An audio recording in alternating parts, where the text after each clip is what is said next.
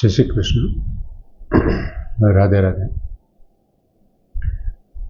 મિત્રો, 18મા અધ્યાયની શરૂઆત થઈ અને અર્જુને ભગવાનને પ્રશ્ન કરી દીધો કે સંન્યાસસ્ય ત્યાગસ્ય તત્વં જ્ઞાતુમ ઈચ્છામિ. હે મહાબાહો, હે ઋષિકેશ, હે કેશુ નિષિદય, હું આ તત્વને જાણવા માંગુ છું. અને જાણે ભગવાનને આમ પ્રસન્ન થઈ ગયા હોય, આમ એવું થઈ ગયું કે મને શું પૂછી લીધું અર્જુનને એમ. અને ભગવાન જાણે મનગમતી વાત હાથમાં આવી ગઈ હોય, જે કાંઈ બાકી રહી જતું હતું, જે કહેવાનું બાકી હતું, એ બધું હવે મારે કહેવાઈ જશે. એટલે ભગવાને તરત જ ચાલુ કરી દીધું, શરૂ કરી દીધું ભગવાને બીજા શ્લોકથી.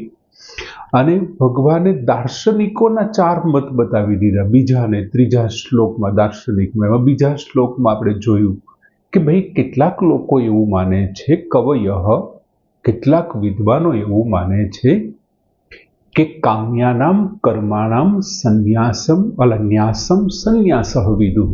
કામ્ય કર્મોનો જે ત્યાગ છે એમને સંન્યાસ કહેવાય છે. અને બીજો મત ભગવાન દાર્શનિકોનો આપે છે, એ કર્મયોગને આધાર આપે છે કે સર્વ કર્મ ફલ ત્યાગમ પ્રાહુ, એને ત્યાગ કહે છે કર્મયોગ પ્રમાણે. એક સંન્યાસ પ્રમાણે આપ્યો, એક કર્મયોગ પ્રમાણે. હવે ત્રીજા શ્લોકની અંદર ત્રીજો અને ચોથો દાર્શનિકોના મત આપે છે ભગવાન.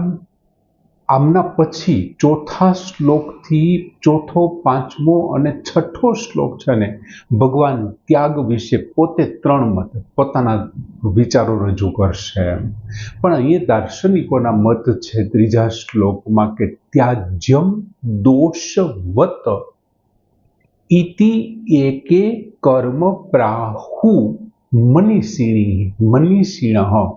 એકે મનીષિણઃ, કેટલાક વિદ્વાનો ઇતિ એમ કહે છે, કેટલાક વિદ્વાનો એમ કહે છે કે ત્યાજ્યમ દોષવત કર્મ, કર્મ માત્રનો, જે કાંઈ બધા કર્મોની વાત કરે છે, કર્મ માત્રનો દોષવત ત્યાજ્યમ, દોષની જેમ ત્યાગ કરવો જોઈએ. તમારી અંદર કોઈ ખરાબ ગુણ છે, કોઈ દોષ છે, અને એ દોષને જેમ આપણે ત્યાગ કરી દઈએ અને આપણને દુઃખ ન થાય એમ કર્મોનો તમારે ત્યાગ કરી દેવો જોઈએ. આવું કોણ કહે છે?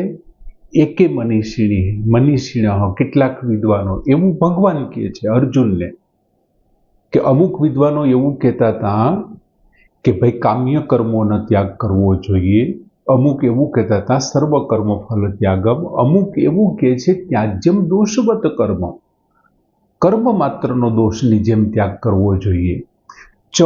અપરે, અને બીજા કેટલાક વિદ્વાનો, અને બીજા અન્ય કેટલાક વિદ્વાનો એવું કહે છે કે યજ્ઞ દાન તપઃ કર્મ ન ત્યાજ્યમ ઇતિ. યજ્ઞ દાન અને તપરૂપી કર્મનો ત્યાગ ન કરવો જોઈએ. જો ભગવાને ચોથો મત પાછો એ જ આપ્યો કર્મયોગને લક્ષીને કે ભાઈ યજ્ઞ દાન અને તપરૂપી કર્મ છે એમનો ત્યાગ ન કરવો જોઈએ. હવે ભગવાને ત્રીજો દાર્શનિકનો ત્રીજો મત આપતા એવી વાત કરી કે ત્યાજ્યમ દોષવત ઇતિ એકે કર્મ પ્રાહુ મનીષિણઃ. એટલે કે સઘળા કર્મો જે છે એ બધા કર્મોને એમની અંદર દોષ જ રહેલો છે. કેમ કે કોઈ પણ તમે કર્મ કરો એટલે એનું ફળ મળવાનું. હવે એનું તમે સારું કર્મ હશે તો પુણ્ય મળશે, ખરાબ હશે તો પાપ મળશે. તો એને ભોગવવા તમારે ફરી પાછું ઉપર કે નીચે જવું પડશે, ફરી પાછું જન્મ અને મૃત્યુના બંધનમાં. તો તમને મોક્ષ મળવાનો નથી. એટલે કર્મ માત્ર દોષનું જ કારણ છે, અને એ દોષ છે એવું માની અને કર્મને છોડી દેવાની વાત કરીએ. હવે ખરેખર તો આ સંન્યાસનો બીજો મત છે. આપણા ઘણા સંન્યાસીઓ એવું સમજી બેઠા છે કે કર્મનો ત્યાગ કરી દો એટલે આપણે સંન્યાસી, એટલે કાંઈ કામકાજ કાંઈ કરવાનું નહીં, પોતાના પરિવારનું રક્ષણ કરવું, પોતાના સંતાનોને સાચવવા, મોટા કરવા, જીવન નિર્વાહ કરવું, કંઈ નહીં કરવાનું, ભગવા પહેરીને નીકળી ગયા. શું કામે? તો કે દોષવત ત્યાજ્યમ કર્મ, દરેક કર્મને એને દોષવત છોડી દીધા. ભગવાન કે છે અમુક વિદ્વાનો આવું માને છે, દાર્શનિકો આવું માને છે, એમનો ખોટો મત છે ભાઈ. આ મત એમનો બીજો જે આ મત છે ખોટો છે. પહેલો શું હતો? પ્રથમ મત શું હતો? તો કે કામ્યાનામ કર્મણામ ન્યાસમ સંન્યાસમ.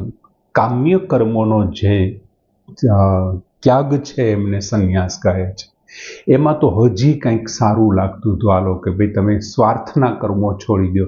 અહીંયા તો એવું કહી દીધું કે કર્મ માત્રનો દોષવત ત્યાજ્યમ, કર્મ કોઈ પણ પ્રકારનું કર્મ હોય તમે એને દોષની જેમ છોડી દો. અરે ભાઈ એ તો ભગવાનને પસંદ જ નથી. ભગવાને 3જા અધ્યાયમાં કર્મયોગમાં 5મા શ્લોકમાં શું વાત કરી હતી? 3જા અધ્યાય વખતે કે ન હિ કશ્ચિત ક્ષણમ અપી જાતુ તિષ્ઠતિ અકર્મવત. કોઈ પણ એવો નથી કે એક ક્ષણવાર માટે પણ કર્મ કર્યા વિનો રહી શકે. કોઈ પણ એવો નથી, એક ક્ષણવાર પણ. સમજાય છે? ન હિ કશ્ચિત ક્ષણમ અપી જાતુ તિષ્ઠતિ કર્મવત અકર્મકૃત. કર્મ કર્યા વગરનો કોઈ એક ક્ષણ પણ ન રહી શકે. કાર્યતે હિ અવશઃ, ત્યાં એવું હોય એવી ભગવાને વાત કરી હતી 3જા અધ્યાયમાં કે કાર્યતે હિ અવશઃ કર્મ સર્વ પ્રકૃતિ જે હિ ગુણેહિ. આ જે કાંઈ બધા કર્મો થઈ રહ્યા છે એ પ્રકૃતિ જનિત ગુણોથી પરવશ થઈને બધા કરી રહ્યા છે. પ્રકૃતિ જનિત જે ગુણો છે એમને વશ થઈને હું અને તમે બધા કર્મો કરી રહ્યા છીએ. માટે કોઈ પણ, અને આ શરીર પ્રકૃતિમાંથી બનેલું છે અને પ્રકૃતિના ગુણોને વશ છે આ શરીર, તો એ પ્રત્યેક ક્ષણે કર્મ કરતું રહેવાનું. અને અહીંયા અમુક દાર્શનિક એમ કે છે ત્યાજ્ય દોષવત કર્મ, કર્મ માત્રનો દોષની જેમ ત્યાગ કેવી રીતે કરવો? ભગવાને તો ત્યાં 3જા અધ્યાયના 8મા શ્લોકમાં એમ કીધું હતું કે તું જો કર્મનો ત્યાગ કરી લેવું તો ગાંડાભાઈ તારું જીવન નિર્વાહ કેવી રીતે ચાલશે? ઘણા લોકો કર્મનો ત્યાગ કરી લે પછી ભિક્ષાવૃત્તિ કરીને જીવન નિર્વાહ ચલાવે છે. પણ તમે ભિક્ષા માગવા જાઓ છો એ કર્મ તો છે ને, બીજાના અધિકારનું ખાવ છો એ તો તમે એવું કર્મ કરી રહ્યા છો કે એમના ચૂકવવા માટે તમારે પાછું આવવું પડશે. જે અનાજ ઉપર તમારો અધિકાર નથી, અમુક આપણા શાસ્ત્રોમાં અમુક વસ્તુની છૂટ આપી છે કે ભાઈ અમુક જ્ઞાતિ છે એ ભિક્ષાવૃત્તિ કરે છે, પણ એ જ્યારે ભિક્ષાવૃત્તિ કરે છે એના બદલામાં એ ગ્રામ દેવતાઓની સેવા કરતા હોય છે, ગામની રક્ષા માટે એ પોતાનું પુણ્ય અર્પણ કરતા હોય છે, ગામના અભણ ભોળા ખેડૂતોના રક્ષણ માટે પોતાની માળાઓ નામજાપ કરી અને ભગવાનને ચરણે ધરતા હોય છે અને બોલતા હોય છે સર્વત્ર સુખીનઃ સંતુ સર્વે સંતુ નિરામયા.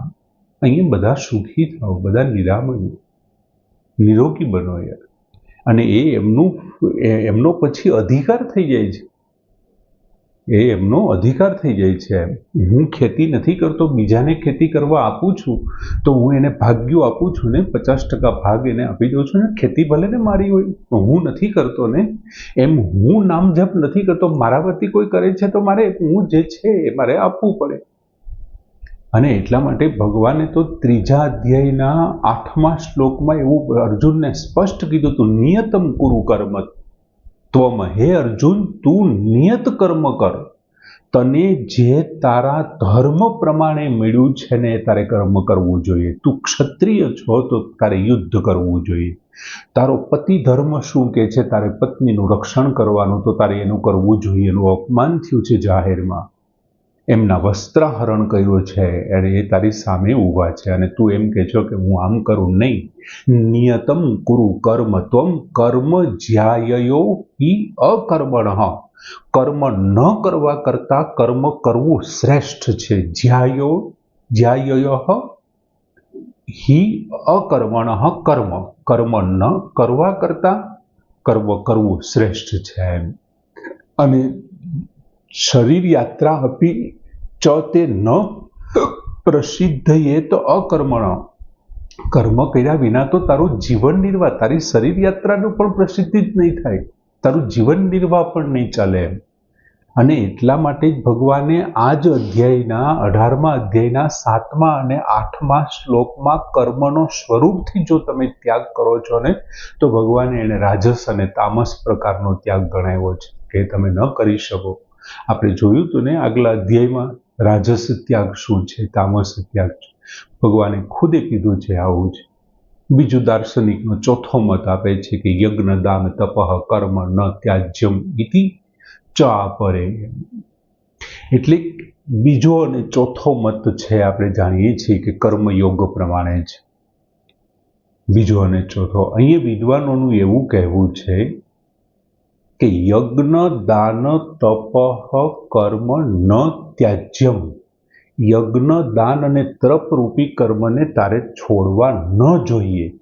એનો એક અર્થ આપણે એવો લઈ શકીએ કે તું બીજા છોડવા હોય તો છોડી દે, પણ આ ત્રણને તો તારે નથી જ છોડવાના. એમ એક બહુ વિચારીએ તો એવો અર્થ થાય એમ કે બીજા લેવા હોય તો, પણ અહીંથી જો સીધે સીધો શબ્દશઃ સમજવા જઈએ ને તો એવું પણ થાય આમાં કે ભાઈ અહીંયા યજ્ઞ દાન અને તપની વાત કરી છે, આ ત્રણ સિવાય તો બીજાનું કઈ વાત જ નથી કરી. કે બીજા જે કર્મો છે જેમ કે બીજા બધા કર્મો એટલે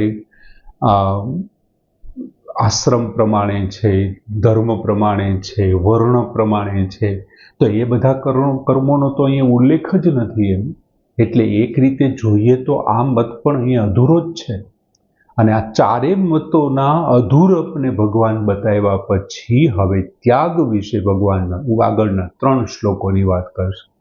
પરંતુ ભગવાનના મતે તો ખરેખર એવું છે, આગળની બધી ભગવાનની વાતોને યાદ કરીએ કે ભગવાન એવું કહેવા માગે છે કે તારે આ કર્મો તું ન કરતો હોય તો કરવાના ચાલુ કર. યજ્ઞ છે, તપ છે, દાન છે, એ સિવાયના જે કાંઈ કર્મો છે જેમ કે તીર્થ છે, વ્રત છે, પરિસ્થિતિ પ્રમાણેના એ બધા કર્મો તું કર, પણ શરત એટલી છે કે ફળ અને આસક્તિનો ત્યાગ કરીને તારે કર્મ કરવા જોઈએ. ફળ અને આસક્તિનો ત્યાગ કરીને હું બધું કરું છું કે નહીં, ભગવાને કીધું તું ને ન મેં કર્મ ફલ સ્પૃહા, મને કર્મના ફળની સ્પૃહા નથી. આ બધું અર્જુન મેં કર્યું છે પણ મને લીપતું નથી, એનું પાપ પુણ્ય મને નથી લાગતું. શું કામ નથી લાગતું? તો કે ન મેં કર્મ ફલ સ્પૃહા. ભગવાને બહુ સ્પષ્ટ આગળ બધી વાતો કરી છે. આમ સરસ મજાનો શ્લોક, 3જો શ્લોક. હવે પછીના 3 શ્લોક ભગવાન ત્યાગ વિશે સમજાવશે. સરસ શ્લોક. ચારે દાર્શનિકોના ચારે મત અહીંયા પૂર્ણ થાય છે કે ત્યાજ્યમ દોષવત ઇતિ એકે કર્મ પ્રાહુ મનીષિણઃ યજ્ઞ દાન તપઃ કર્મ ન ત્યાજ્યમ ઇતિ ચા પરે. પૂર્ણ કરીએ. જય શ્રી કૃષ્ણ.